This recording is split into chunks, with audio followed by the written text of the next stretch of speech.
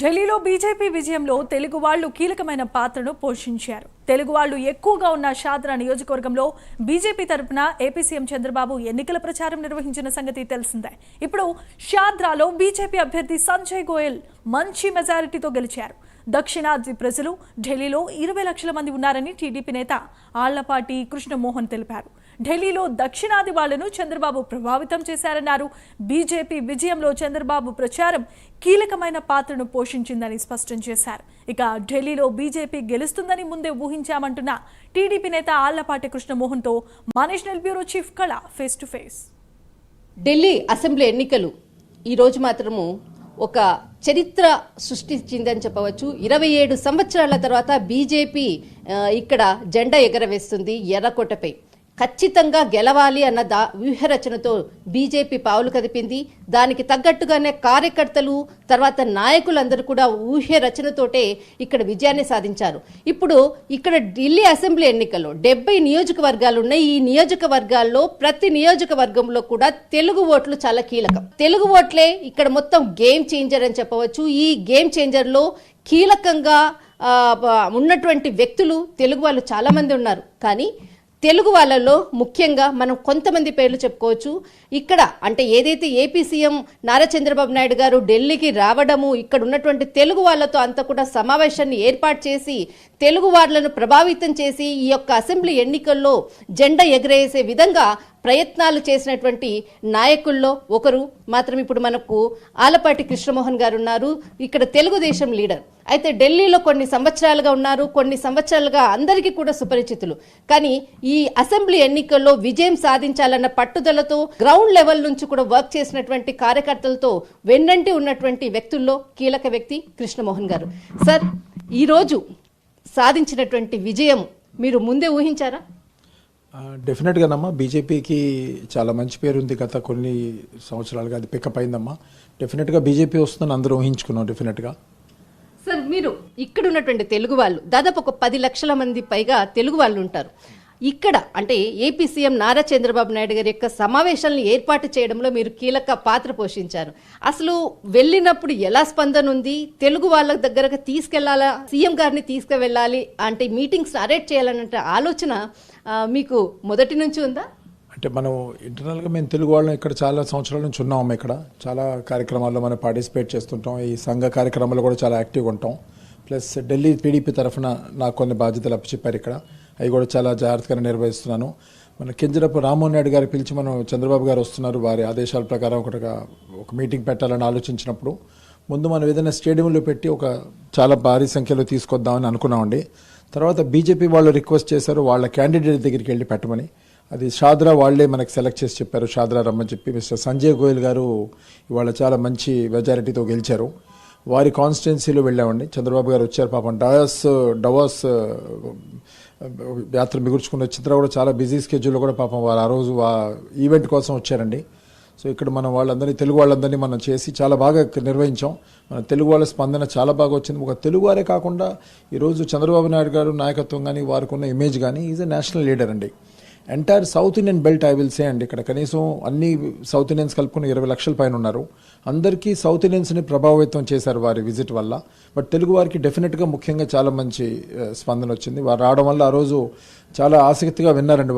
వారు తెలుగులో మాట్లాడితే అసలు ఎన్నో హర్ష స్పందనాలతో వారిని అందరూ వెల్కమ్ చేశారు. అలాగే ఇంగ్లీష్లో కూడా సంబోధించారు లోకల్ క్రౌడ్ కోసం. చాలా బాగా జరిగిందండి ఆ రోజు. అది కూడా ఒక కీలక పాత్ర మనకి బీజేపీ విన్నింగ్ లో వారు చాలా పెద్ద పాత్ర ఉందని చెప్పాలండి చంద్రబాబు గారు. ఇందాక సంజయ్ గోయల్ ఒక స్టేట్మెంట్ కూడా అంటే విజయం సాధించిన తర్వాత తెలుగు వల్లనే నా విజయం సాధించాను అన్నటువంటి ఒక మాకు ఇన్ఫర్మేషన్ కూడా వచ్చింది. అయితే ముఖ్యంగా మనకు తెలుగు వాళ్ళకి సంబంధించింది ఏదైతే ఉందో షాద్రా కాకుండా ఇంకా వేరే ప్లేసెస్ లో కూడా మీరు అక్కడ పర్యటనకు వెళ్ళారా? అంటే చంద్రబాబు గారు రావడం ఒకే కాన్స్టిట్యున్సీ అవకాశం వచ్చిందండి. బట్ మన చాలా మంది టీడీపీ వాళ్ళు వేరే నాయకులు వెళ్ళారండి. మల్టిపుల్ కాన్స్టిట్యున్సీస్కి వెళ్ళి వేరే ప్రాంతాల్లో ఎవరెవరు వెళ్ళారు సార్? మన పెమ్మసాని చంద్రశేఖర్ గారు చాలా కాన్స్టిట్యున్సీలో తిరిగారండి. రామ్మోహన్ నాయుడు గారు తిరిగారు. అలా మన లోకల్ లీడర్స్ చాలా ప్రాంతాలకు వెళ్ళారండి. వెళ్ళారు. తెలుగుదేశం బాధ్యత వహించి చాలా చోట్ల తిరిగి చేసామండి. అది ఇంటింటికి వెళ్ళారండి. ఇంటింటికి వెళ్ళి క్యాంపెయిన్ చేయడం జరిగింది. సార్, ఇక్కడ తెలుగు వాళ్ళ దుస్థితి దాదాపు గత ప్రభుత్వము వాళ్ళకు నేను కూడా గ్రౌండ్ వర్క్ చేసినప్పుడు వాళ్ళకు చాలా ప్రాబ్లమ్స్ కూడా చెప్పారు.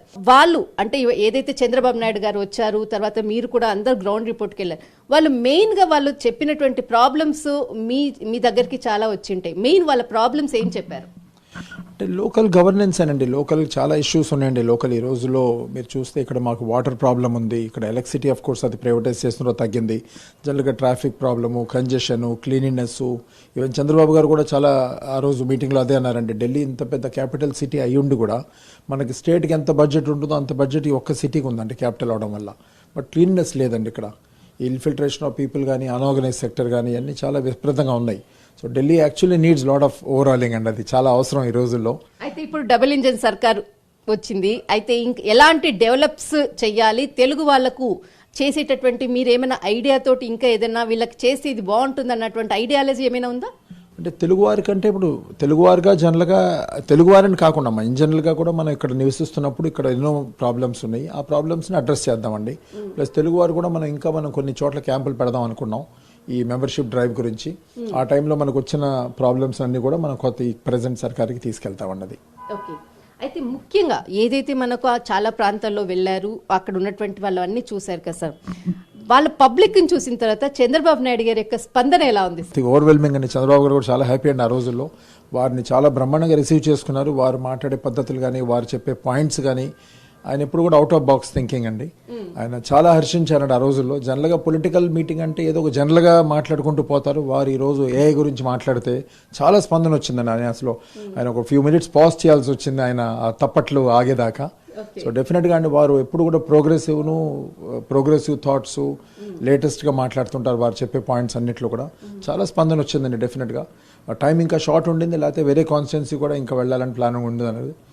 సాధారణ మట్టుకు మనం ఆ విజయంలో మన చేయి చాలా వరకు ఉందండి. సాధారణే కాకుండా మన వాళ్ళు వెళ్ళి పనిచేసినందుకు టీడీపీ చాలా గ్రౌండ్ వర్క్ చేశారు. టీడీపీ పాత్ర చాలా ఉందండి బీజేపీ రోజు విజయంలో. ముఖ్యంగా చంద్రబాబు నాయుడు గారి యొక్క స్పందన మీరు చెప్పారు, కరతాళ ధ్వనులనే చాలా సంతోషంగా ప్రజలందరూ స్పందించారు. ఈ రోజు ఈ విజయం తర్వాత మీతో సంభాషించినటువంటి టీడీపీ నాయకులు అనుకోవచ్చు, అటు సీఎం చంద్రబాబు నాయుడు గారు కావచ్చు, ఎవరైనా మీతో ఈ రోజు డిస్కషన్ చేశారా? అంటే టీడీపీ నాయకులతో అయ్యారండి, చంద్రబాబు గారితో కాదండి. టీడీపీ నాయకులతో అయ్యారు. డెఫినెట్లీ అండి అందరూ వెరీ హ్యాపీ అండి. ఈరోజు మనం జాయింట్ గవర్నమెంట్లో ఉన్నప్పుడు మనం వాళ్ళకి హెల్ప్ చేస్తున్నాం, మనం వాళ్ళకి హెల్ప్ చేయాలి, వీళ్ళు మనకి హెల్ప్ చేయాలి. ఆ విధంగానే that's how the work goes on కదండి. సో ఈరోజు సెంటర్ కూడా చాలా మనకు సపోర్ట్ చేస్తుంది స్టేట్ డెవలప్మెంట్కి కానీ. సో చంద్రబాబు గారు చేసే అగ్రెసివ్ అండ్ ప్రోగ్రెసివ్ థాట్ ప్రాసెస్లో కానీ వారి డెవలప్మెంట్లో ఈరోజు ఎంతో బీజేపీ మనకి హెల్ప్ చేస్తుందండి స్టేట్కి. చంద్రబాబు గారి ఉద్దేశం ఒకటేనండి, ఏమైనా సరే మనం స్టేట్ బాగుపడాలి. ఆయన తాపత్రయం ఎంతసేపటికి స్టేట్కి మనం మంచిగా నిధులు రావాలి, మన స్టేట్ గ్రో కావాలనే ఉద్దేశంతో. సో ఈ డబుల్ ఇంజిన్ సర్కార్లో డెఫినెట్గా బెనిఫిట్ ఉందండి. మనకి బెనిఫిట్ ఉందండి, వారికి బెనిఫిట్ ఉంది. సో ఈరోజు చంద్రబాబు గారు లాంటి గ్రేట్ లీడర్ మనం బీజేపీతో ఉందంటే డెఫినెట్గా బోల్డ్ అన్ని విషయాల్లో ఐడియాస్ కానీ, ఇంకో కాంట్రిబ్యూషన్స్ కానీ వారి కాంట్రిబ్యూషన్ ఉంటుందండి. అలాగే ఇంకేదైనా ఈవెన్ బిల్స్ పాస్ చేయాలన్నా ఇంకో విధంగా ఏదైనా అన్నిటికీ మనం TDP is always there with them అండి.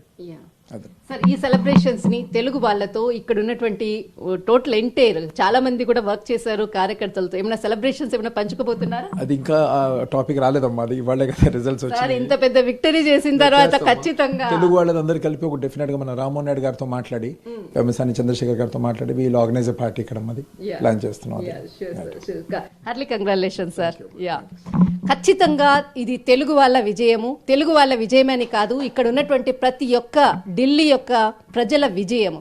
ఖచ్చితంగా ముందు మాత్రము ఇక్కడ ఉండేటటువంటి తెలుగు వాళ్ళ యొక్క కష్టాలను తెలుసుకొని వాళ్ళ ఖచ్చితంగా వారి యొక్క కష్టాలకు ఇబ్బందులు లేకుండా మాత్రం ఖచ్చితంగా చూస్తాము. త్వరలో ఈ సెలబ్రేషన్స్ని మాత్రము అంటే ఎవరైతే మనకు కేంద్ర మంత్రులు ఉన్నారో వారందరితో చర్చించిన తర్వాత ఒక గ్రాండ్ సెలబ్రేషన్ మాత్రం చేసుకుంటామని చెప్తున్నారు. దిస్ ఇస్ కళా, కెమెరామెన్ ధర్మతో ఢిల్లీ.